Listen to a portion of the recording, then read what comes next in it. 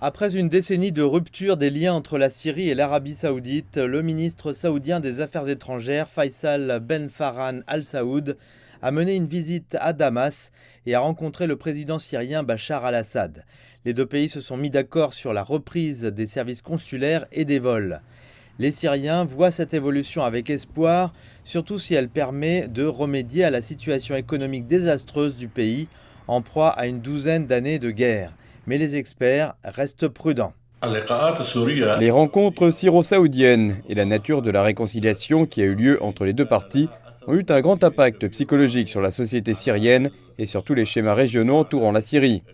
Il y a l'idée que le temps de la sortie de la crise syrienne a commencé, mais cette question est confinée au cadre psychologique. En ce qui concerne les questions économiques, le temps n'est pas encore venu de les résoudre, ce que les Syriens attendent. Cela prendra beaucoup de temps.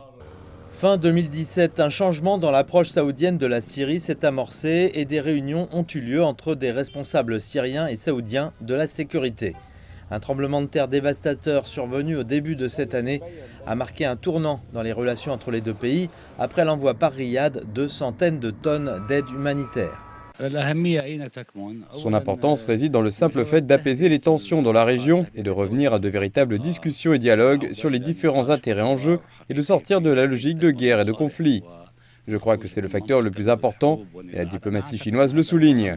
La logique de guerre consume la région depuis plus de 10 ans. Elle n'a pas donné de résultats et l'Arabie Saoudite n'a rien obtenu au Yémen d'ailleurs.